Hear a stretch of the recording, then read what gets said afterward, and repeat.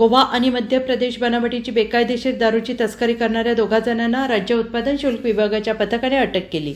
त्यांच्या ताब्यातील 68 लाख रुपये किमतीचा मुद्देमाल जप्त करण्यात आलेला आहे आणि याबाबत मिळालेली अधिक माहिती अशी की मिरज पंढरपूर राष्ट्रीय महामार्गावर मिरज शहरीच्या हद्दीत गोवा आणि मध्य प्रदेश बनावटीची दारूची बेकायदेशीर वाहतूक करणारा 6 चाकी आयशर ट्रक क्रमांक MH10DT 9294 जात असल्याची माहिती राज्य उत्पादन शुल्क विभागाच्या पथकाला मिळाल्यानंतर आयशर ट्रक ताब्यात घेण्यात आला। या ट्रकची झाडाझडती घेतली असता ट्रकमध्ये महाराष्ट्र राज्याचा महसूल बुडवून आलेले दारूचे 651 बॉक्स मिळून आले आणि या विदेशी आणि दारू आणि बियरची किंमत 33,41,280 रुपये असून जप्त झालेल्या आयशर ट्रकची किंमत सुमारे 35 लाख आहे।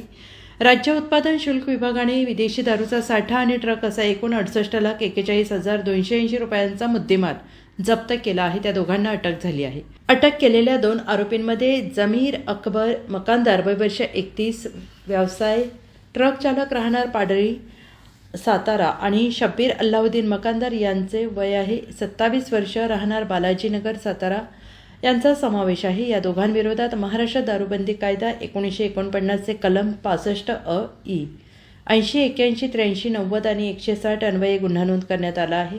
राज्य उत्पादन शुल्क विभागाचे मिरज निरीक्षक दीपक सुपे, निरीक्षक प्रभात सावंत, अजय लोंढे, लक्ष्मण पवार, जयसिंग खुटावळे, निरीक्षक इरफान शेख, स्वप्नील आटपाडकर, विनायक खांडेकर, पुंडलिक बिरुंगे, श्रीमती कविता सुपणे, श्रीमती शाहीन शेख, स्वप्नील कांबळे आदींनी कारवाईत भाग घेतला। पुढील तपास राज्य उत्पादन शुल्क विभाग सांगलीचे निरीक्षक दीपक सुपे करत आहेत।